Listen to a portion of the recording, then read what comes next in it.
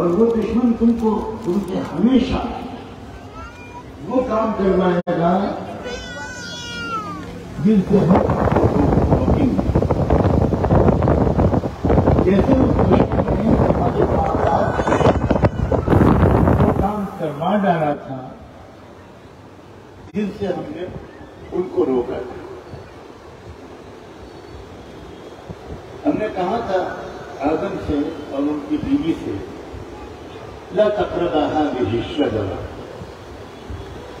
کہ دیکھو یہ جو برانچ ہے، یہ جو درخت ہے، یہ جو پودا ہے، یہ جو پھل ہے، اسے مت کھانا.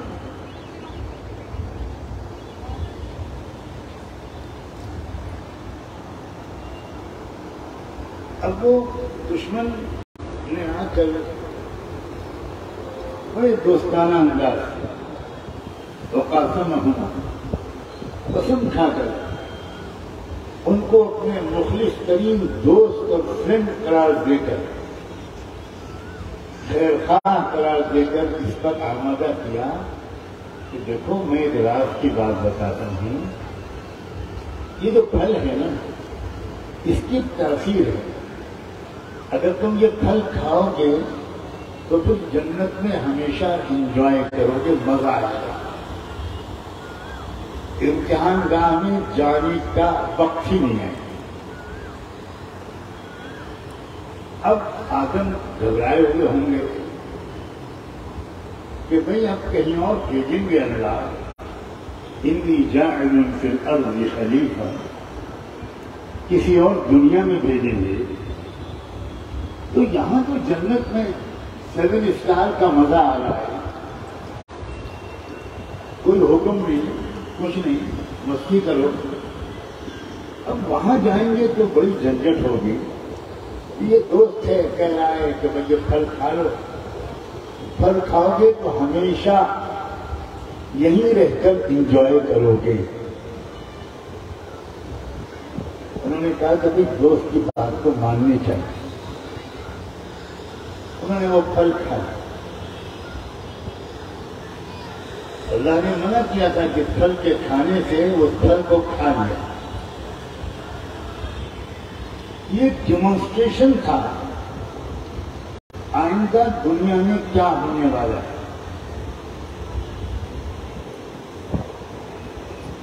تمہارے ساتھ تمہارا ایک چالاک دشمن بھی آ رہا ہے.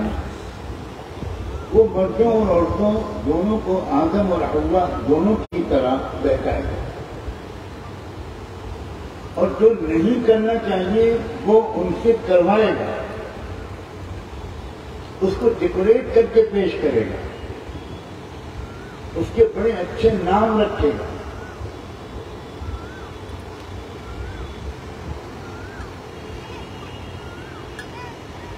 کہیں نام آئے گا آزادی نسواں، کہیں نام آئے گا مرد اور عورت کو شانہ بشانہ کرنا،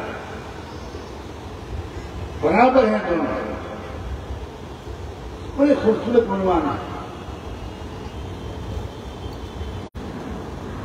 اور اللہ نے بڑی مصلحتوں کے تحت عورت کو ایموشنل بنایا. عورت اگر فلاسفر ہو جائے تو اچھی فلاسفر بن جائے گی، مگر اچھی بیوی نہیں بن پائے گی، اچھی ماں نہیں بن پائے گی، اچھی بہن اور اچھی بیٹی نہیں بن پائے. تو اس کے مزاج میں اللہ نے ایک جذباتی ریسپانس، ایک ایموشنل ریسپانس کا مادہ زیادہ رکھا.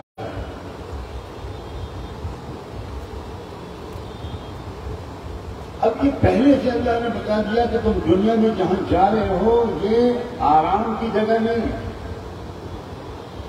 اور تم اکیلے نہیں ہو، تم کو بہکانے والے بھی ساتھ ہیں.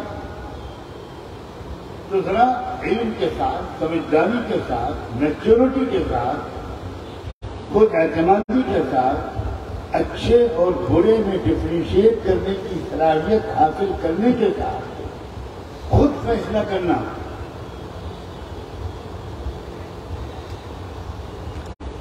اور عجیب بات ہم مرد لوگ اپنی عادت سے مجبور ہو کر معاشرے کے بگاڑ کا الزام عورتوں کو زیادہ دیتے ہیں. تو شبی ہو تو میں ان مردوں میں سے نہیں. اور میں قرآن سے دلیل پیش کروں.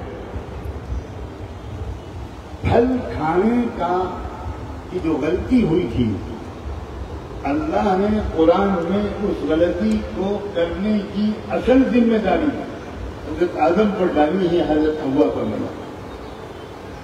صاف فرمایا وَعَصَىٰ آدَمُ رَبَّهُ فَغَوَىٰ. آدم نے اپنے رب کا کہنا نہیں مانا.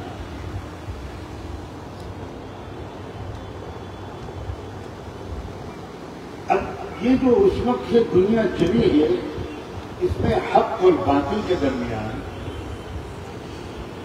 شراست اور بے حیائی کے درمیان، ظلم اور انصاف کے درمیان،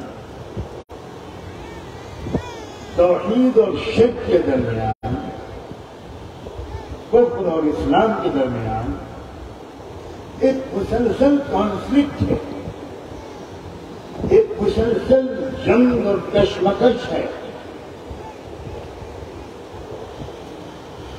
اگر سڑک پر لڑائی ہو رہی ہو، گولیاں چل رہی ہوں اور آپ لاپرواہی کے ساتھ باہر نکل جائیں تو کیا انجام ہو؟ صرف یہ کہنا ہے نہایت عزت و احترام کے ساتھ آپ سب سے اور اپنے سے اور اپنوں سے کہ بس صرف یہ احساس جائیں کہ ہم ایک کانفلکٹ کے درمیان ہیں، ہم ایک کشمکش کے درمیان ہیں. دو راستے ہیں ہر وقت، ہر سیکنڈ ہمارے سامنے. سچ کا راستہ بھی ہے، جھوٹ کا راستہ، حیا کا راستہ بھی ہے، بے شرمی کا راستہ، پاکدامنی کا راستہ بھی ہے اور بدکاری کا راستہ بھی ہے، ظلم، زیادتی اور حق تلفی کا راستہ بھی ہے اور انصاف اور خدمت اور خیرخواہی کا راستہ بھی ہے. نفرت کا راستہ بھی ہے، محبت کا راستہ بھی ہے، جھگڑوں کا راستہ بھی ہے، خوبصورت انداز سے مسائل کو سمجھا کر گھر میں خوشیوں کے ماحول کو بنا لینے کا راستہ ہے. ہر قدم پر ہمارے سامنے دو چوائسیں ہیں. اس طرح بھی رہ سکتی ہے ساس اور بہو کہ مستقل تناؤ رہے، اور اس طرح بھی رہ سکتی ہے ساس اور بہو کہ بے پناہ محبت اور خوشیوں کے ساتھ ساس اور بہو پوری زندگی گزارے. نند اور بھانج اگر جوائنٹ فیملی ہے تو اس طرح بھی رہ سکتے ہیں کہ مستقل کھٹ پٹ چلتی رہے. ناراضگیاں، پردے کے پیچھے سازشیں، شوہر کا کان بھرنا ماں کے خلاف، بھائی کا کان بھرنا بیوی کے خلاف، یہ بھی ہو سکتا ہے. خود قانون نہیں روکے گئے، کوئی پولیس اسٹیشن اور کورٹ اس میں دخل اندازی نہیں کرتا. لیکن اگر آپ میچور ہیں، آپ سمجھدار ہیں، آپ نے اسلام کو سمجھا ہے، تو کبھی آپ یہ غلطی نہیں کریں گی جس سے خود آپ کو سکون غلط ہوتا ہے.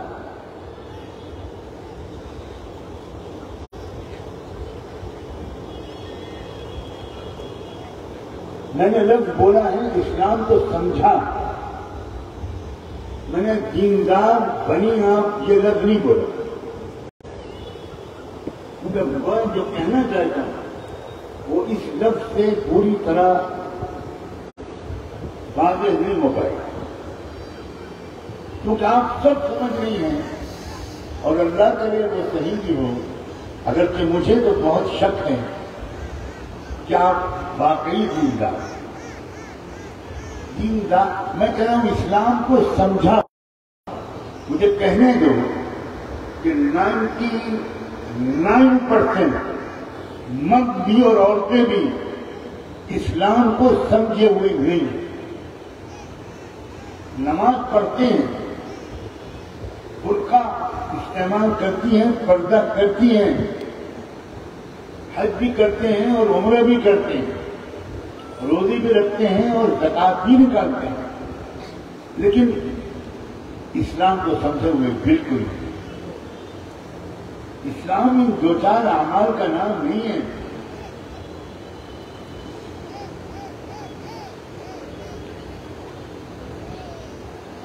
اگر ہمارے دل میں کسی دوسرے کو خوشی کو دیکھ کر، کسی کی ترقی کو دیکھ کر کچھ جلن، کچھ حسد پیدا ہوتا ہے، تو یقیناً اس کا مطلب یہ ہے کہ جس مرد یا جس عورت کے دل میں کسی کی خوشی اور ترقی کو دیکھ کر حسد، جلن پیدا ہوتی ہے، اس نے اسلام کے بڑے حصے کو نہیں سمجھا۔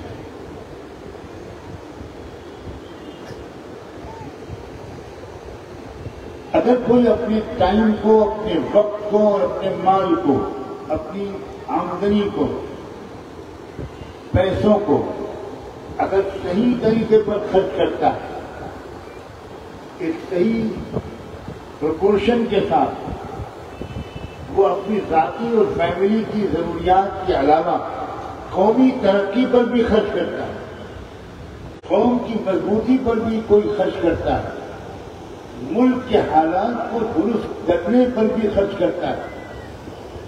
کچھ لوگ جو زندگی کی دوڑ میں پیچھے رہ گئے، ان کو امپاور کرنے پر خرچ کرتا ہے، ان کی معاشی زندگی کے معیار کو تھوڑا بہتر کرنے پر خرچ کرتا ہے، تو وہ ہے اسلام کو سمجھا ہوا۔ اور اگر کوئی خوب کھانے پینے پر، دعوتوں پر، فنکشن پر، گھومنے پھرنے پر، تفریحات پر، شادیوں کی محفلوں پر خرچ کرتا ہے، مگر اجتماعی تقاضوں کو محسوس ہی نہیں کرتا۔ کیا چیلنجز ہیں اس وقت ہمارے سامنے، اور ان چیلنجز کا تقاضا کیا ہے؟ اگر کوئی اس کو نہیں سمجھتا تو میں بہت سادہ لفظوں میں کہہ رہا ہوں کہ اس نے اسلام کو نہیں سمجھا۔ آپ سے متعلق بڑے احترام سے اب مجھے ایک بات کہنی ہے، شاید اس کے بعد کسی اور بات کے کہنے کی ضرورت ہے۔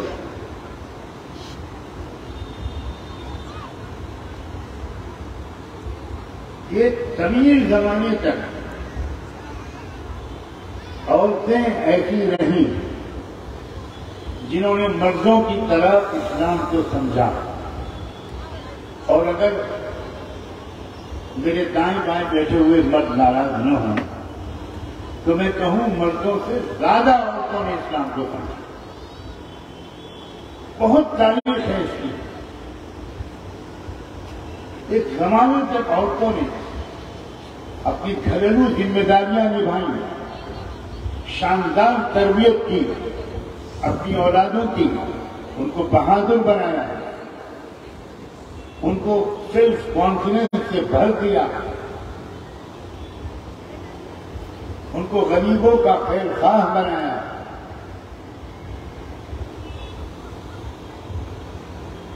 ان کو زمانے کے حالات سے باخبر کیا، اور خود آگے بڑھ کر جب بھی کوئی چیلنج آیا اس امت پر، اسلام پر، مظلوموں پر، غریبوں پر، تو اس وقت کئی بار تاریخ اس بات کی گواہی دیتی ہے کہ عورتوں نے مردوں کے ساتھ نہیں، مردوں سے آگے بڑھ کر اس زمانے کے چیلنجز کا مقابلہ کیا، اپنے پردے، اپنے حجاب، اپنی حیا کی پوری حفاظت کی، اپنی آئیڈینٹی کی پوری حفاظت کے ساتھ۔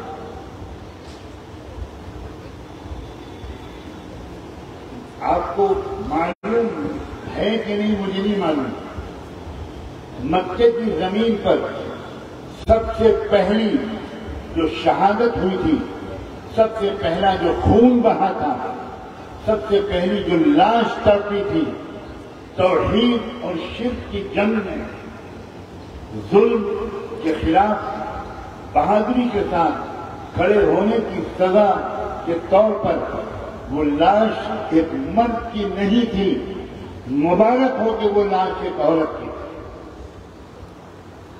یہ ہے عورت کے کردار۔ یمن سے آئی ہوئی بوڑھی سمیہ، بوڑھی عورت، پردیسی عورت،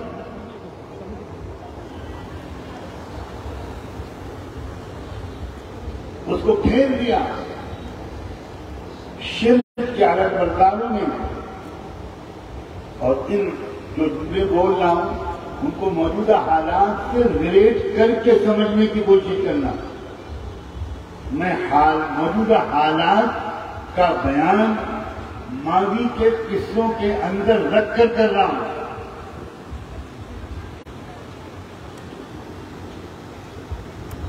اس غریب پردیسی بوڑھی عورت کو آتنکوادیوں نے دو اونٹوں کے درمیان باندھ کر کھڑا کر دیا اور کہا کہ اگر ابھی تم توحید چھوڑنے کا اعلان نہیں کرو گی اور شرک کا نعرہ نہیں لگاؤ گی، میں شرک کے نعرے کے لفظ کیوں بول رہا ہوں آپ سمجھ نہیں ہوں گے کون سے نعرے آج لگوائے جا رہے ہیں۔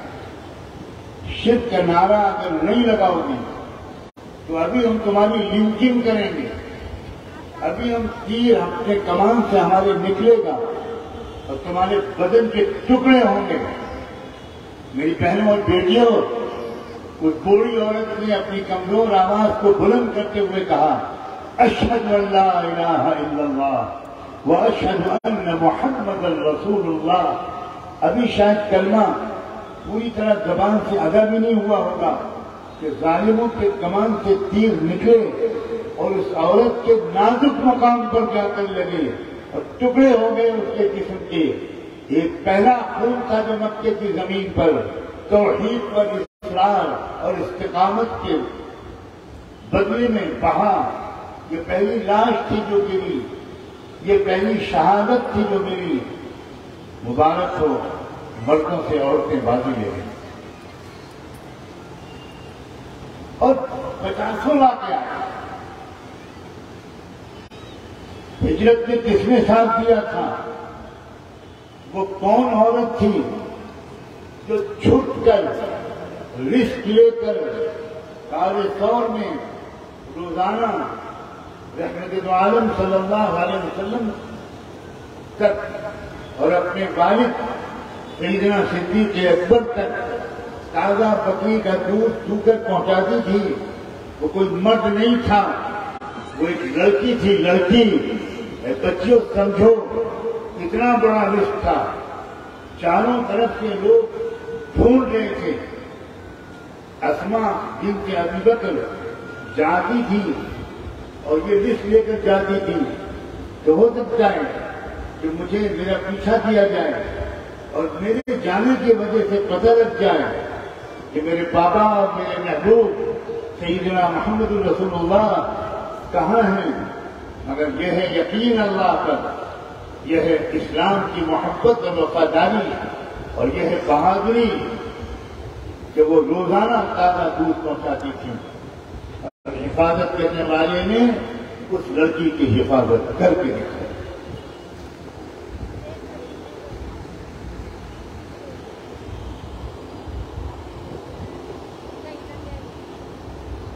بہت سے واقعات ہیں جو میں سنا سکتا ہوں اور دل بھی چاہتا ہے سنانے کا،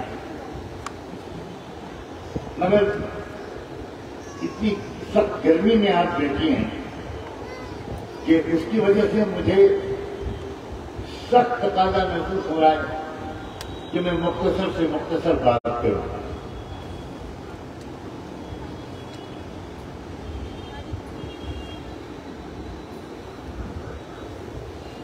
ہمارے اس دور کے دو ایک واقعات میں مختصراً سناتا ہوں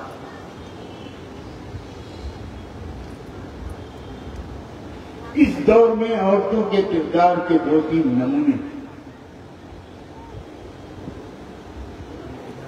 مولانا محمد علی جوہر کو قائد حریت، قائد تحریک خلافت کس نے بنایا؟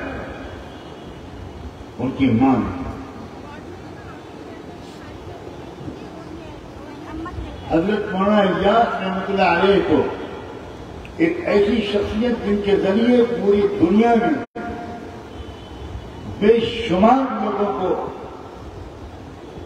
کلمے اور نماز اور نیکیوں کی توفیق ملی.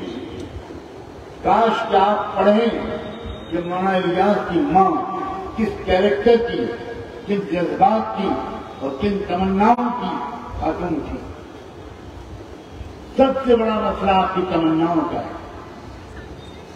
عورتوں کی تمنائیں مال کی زیادہ ہوتی ہیں، مردوں کی تمنائیں حسن و جمال کی زیادہ ہوتی ہیں. اگر مردوں کی تمنائیں بھی درست ہوں اور عورتوں کی تمنائیں بھی درست ہوں تو انقلاب آنے میں دیر نہیں لگتی.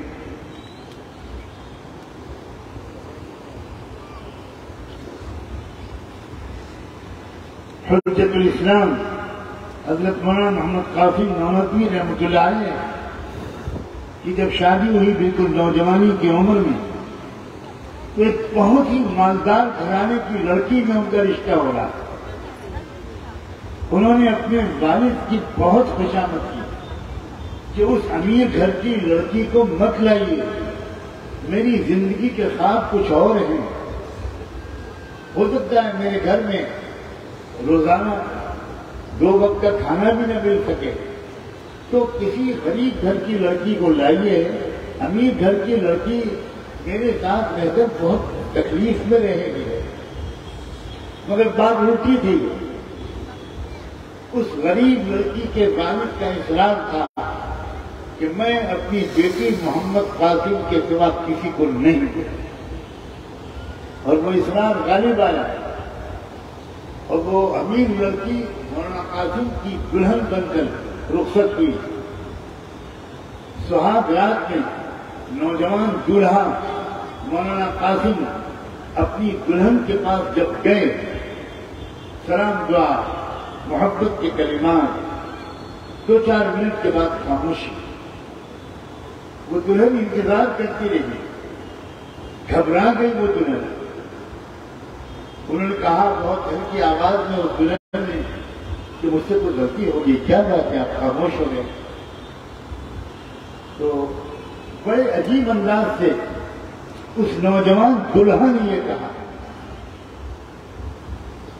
کہ نہیں، ناراضگی کی کوئی بات نہیں ہے، اصل میں میری نظر تم پر پڑی تو میں نے دیکھا کہ تم تو سر سے پیر تک زیوروں میں ڈوبی ہوئی ہو، سونے کے زیورات میں لدی ہوئی ہو.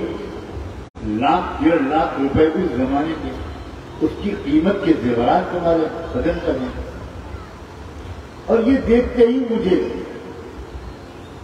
جو جنگ عظیم کے وقت کے اس ترکی اور برخان کے زخمی بیمار یاد آ گئے، جو زخمیوں کا علاج نہیں ہو پا رہا غربت کی وجہ سے، ان کی فیملیوں کی دیکھ بھال نہیں ہو پا رہی. اب میرا ذہن ادھر چلا گیا، مجھے معاف کرنا، میں تو کسی قسم کا انسان ہوں، میں تھوڑی دیر میں نارمل ہو جاؤں. اب سنو، بچیوں اور بچیوں کی ماں وہ دلہن اٹھی اور اٹھ کر ایک چھوٹی سی کوٹری میں گئی اور سر سے پیر تک کے اس نے اپنے زیور اتارے اور اپنے کسی دوپٹے میں وہ زیورات لپیٹ کر لائی اور لا کر اپنے دلہا اپنے شوہر کے قدموں پر یہ کہتے ہوئے اس دلہن نے رکھ دیے وہ زیور کہ میری طرف سے یہ تمام زیورات ان مجاہدین کو بھجوا دیجیے جن کے خیال میں آپ کو غمگین کیا ہوا ہے. اللہ کے واسطے مجھ پر یہ احسان کیجیے. سلام ہو اس دلہن پر، سلام ہو اس نوجوان لڑکی کے پاکیزہ جذبات پر، سلام ہو اس نئی نویلی دلہن کے بلند و بالا جذبات، عزائم، حوصلوں اور ویژن پر. کہاں چلے گئے ہماری لڑکیوں کے یہ جذبات؟ کیا ہو گیا ہماری لڑکیوں کو؟ کہیں ملتے ہیں جذبات؟ نہ مطالعہ ہے، نہ پڑھا ہے، نہ اپنے موسموں کی تاریخ سے ہم واقف ہیں۔ واقفیت کا تو یہ عالم ہے کہ علی گڑھ مسلم یونیورسٹی کے شعبے دینیات کا بی اے کے امتحان کا مجھے ایک مرتبہ ایگزامینر بتایا گیا۔ جب امتحان کی کاپیاں آئیں لڑکوں اور لڑکیوں کی کئی سو، تو میں تو چکرا کر رہ گیا۔ سمپل سوال تھا کہ آپ غزوہ بدر کے بارے میں کیا جانتی ہیں یا کیا جانتے ہیں؟ 3 سطروں میں لکھیے۔ تو جواب آیا کہ حضرت موسیٰ کے زمانے میں ایک جنگ ہوئی تھی، یہ اس کا نام ہے۔ یہ حالت ہے۔ میں نے پوچھا چند عورتوں کے نام لکھے جاتے ہیں، بتائیے ان کا رشتہ اللہ کے رسول سے کیا تھا؟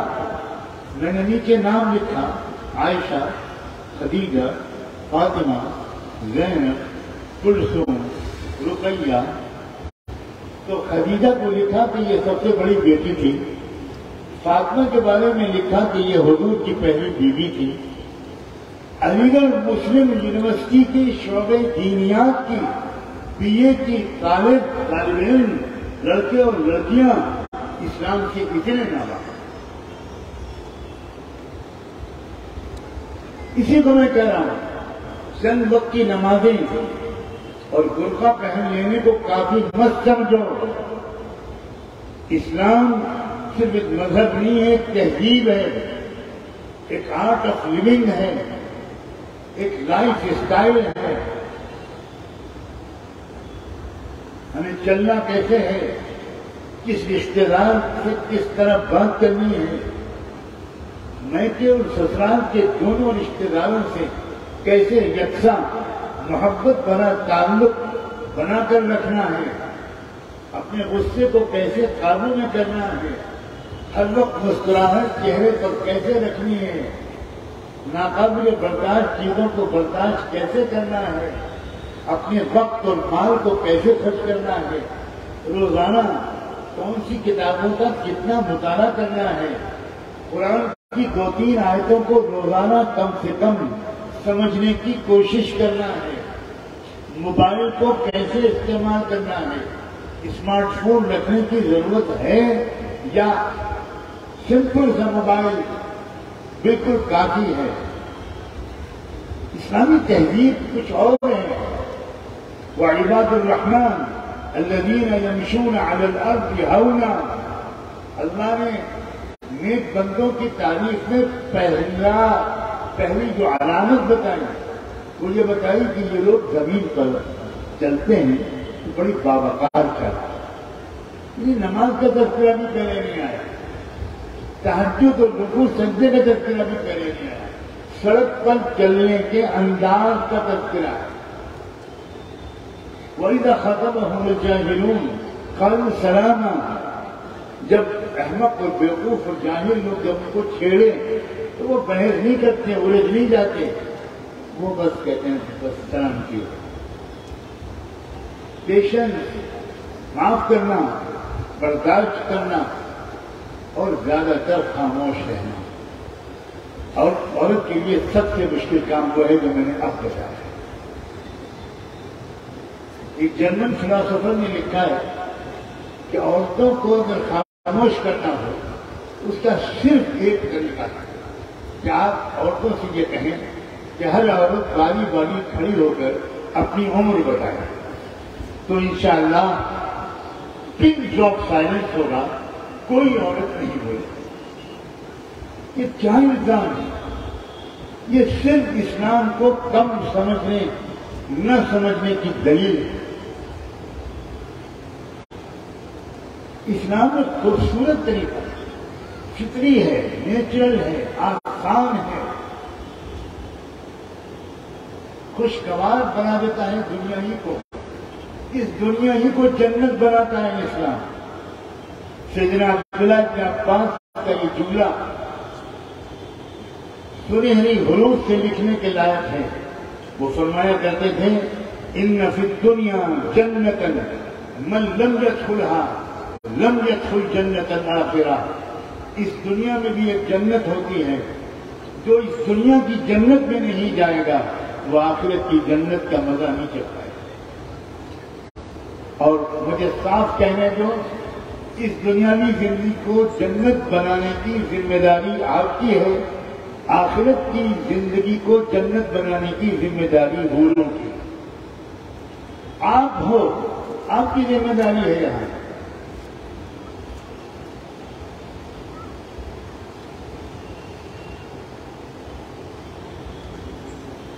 ایک صحابی کا مشہور واقعہ ہے، ابن عبد البر نے اس کو نقل کیا. ایک مزدور پیشہ صحابی جو روزانہ کچھ مزدوری کرتے تھے، چند پیسے لاتے تھے، گھر میں کھانا پکتا تھا. ایک دن نکلے اور سنت کے مطابق نکلے. اسلامی تہذیب یہ ہے کہ جب مرد صبح کو گھر سے نکلے تو عورت حیا اور حجاب کے اہتمام کے ساتھ دروازے کے پیچھے کھڑے ہو کر اپنے شوہر کو مسکراتے ہوئے اور فی امان اللہ کہتے ہوئے رخصت کرے. کیا خوبصورت کہتے ہیں. اب مرد جب گھر سے نکلے اور اس کے پیچھے اس کی عورت کی یہ پرخلوص دعا ہو، اس کی ماں، اس کی بیٹی، اس کی بہن یا اس کی بیوی کہ جا آپ اللہ کے حوالے، تو اس کو اتنا اطمینان رہے گا کہ بےحد محبت بھری دعا ہے میرے ساتھ جو مجھے پروٹیکٹ کرے گی، میری حفاظت کرے گی. نئے حوصلے کے ساتھ، مضبوط ارادے کے ساتھ وہ اپنے آفس جائے گا، اپنی دکان پر جائے گا.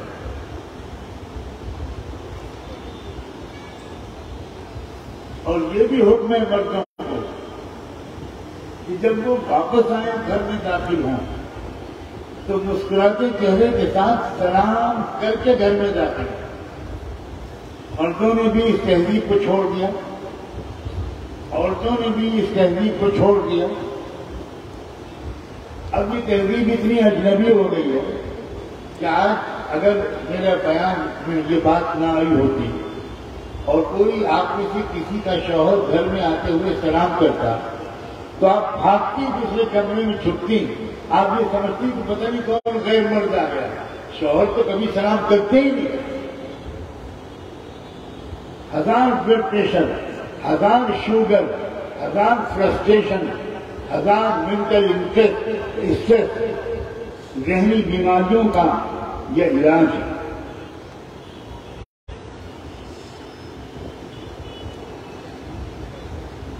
وہ صحابی جن کو ان کی بیوی نے رخصت کیا، وہ جب شام کو واپس آئے تو بالکل خالی ہاتھ تھے. شوہر نے بیوی سے کہا کہ بہت بھوک لگی ہے، کچھ ذرا کھلا دو. تو بیوی نے کہا کہ میں آپ کو کل ہی بتا چکی تھی کہ گھر میں کچھ بھی نہیں بچا. میں انتظار میں تھی کہ آج آپ کچھ لائیں گے تو میں کچھ پکاؤں گی. شوہر نے یہ کہا کہ میں نے بہت کام تلاش کیا مگر آج مجھے کوئی کام نہیں ملا.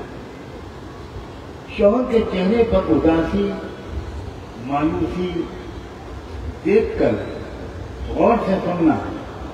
اس بیوی نے اپنے شوہر کو کس طرح سنبھالا. اس بیوی نے کہا کہ بالکل پریشان نہ ہوئیے، ایک بات یاد کیجیے، کیا ہمیں اور آپ کو ہمارے آقا رسول اللہ صلی اللہ علیہ وآلہ وسلم نے یہ نہیں سکھایا کہ اللہ کی مرضی پر راضی رہنا یہی اسلام کی حقیقت ہے. اس لیے آج اللہ کی مرضی یہ ہے کہ ہم لوگ بھوکے سوئیں تو بالکل راضی ہو جانا چاہیے ہم لوگوں کو. میں بالکل راضی ہوں. شوہر اپنے لیے کم، بیوی کے لیے زیادہ پریشان تھا. جب اس کو بیوی کی طرف سے اتنا بہترین مشورہ ملا تو اس کا بھی غم ہلکا ہو گیا اور دونوں بھوکے سو گئے. اگلے دن بھی یہی واقعہ تھا. اگلے دن بھی شوہر کو کوئی کام نہیں ملا. گھر واپسی پر یہی جملے دہرائے گئے دونوں طرف سے. اور اگلے دن بھی اللہ کے فیصلے کے سامنے سر جھکانے کے ارادے سے دونوں بھوکے سو گئے. کہہ دینا میرے لیے بہت آسان, سن لینا آپ سب کے لیے بہت آسان, لیکن 2 دن کا فاقہ ذرا سوچیے.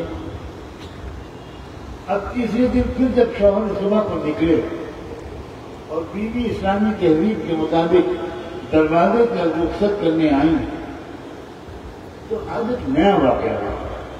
شوہر چند قدم ذرا چلے تھے کہ بیوی نے پکارا کہ ذرا 1 منٹ واپس آئیے, بات کہنا بھول گئی. شوہر واپس آئے. بیوی نے کہا کہ دیکھیں میں اصل میں ایک بات کہنا چاہتی تھی, جلدی میں بھول گئی. اللہ نہ کرے اگر آج بھی آپ کو کوئی کام نہ ملے اور خالی ہاتھ واپس آ جائے تو میری گزارش ہے اللہ واسطے کوئی حرام لقمہ لے کر مت آئیے. ہم پھر بھوکے سو جائیں گے لیکن حرام لقمہ لے کر. سلام ہو اس عورت کے تقوی پر, اس کی ہمت پر, اس کے ایمان پر, اس کی استقامت پر. اور میں اب صاف کہتا ہوں, جو صلاحیت آپ کے اندر مردوں کو تقوی پر جمانے کی ہے وہ سینکڑوں علماء بھی ایک مرد کو تقوی پر جمانے کی وہ صلاحیت نہیں رکھتے جو آپ رکھتے. پلیز اپنے مقام کو پہچانیے, اپنی پاور کو پہچانیے, اپنے اسٹیٹس کو پہچانیے. اللہ نے آپ کو جو طاقت دی ہے, منا لینے کی جو صلاحیت دی ہے, اپنی بات منوا لینے کا جو ہنر دیا ہے وہ سینکڑوں مردوں کو نہیں ملتا.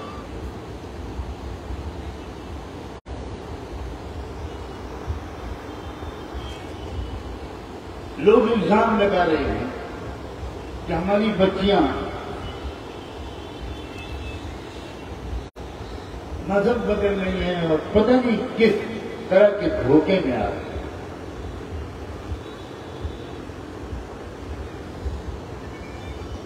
بہت بھیانک صورتحال ہے, بہت خطرناک صورت.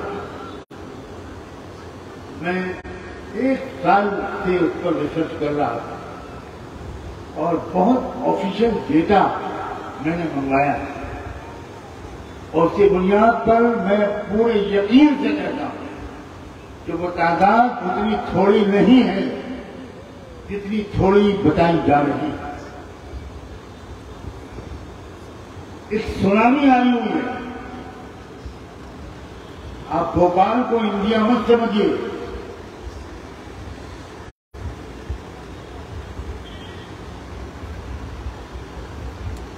مگر یہ ہو کیوں رہا ہے؟ اس لیے ہو رہا ہے کہ ماں نے اپنی بچیوں کو اسلام نہیں سمجھایا, ماں نے اپنی بچی کی صحیح تربیت نہیں کی. کچھ دکھانے کی چیزیں کچھ ماؤں نے کروا دی, نماز پڑھوا دی, برقع بنوا دیا, لیکن وہ بچی اسلام سے کنوینس نہیں ہو پائی.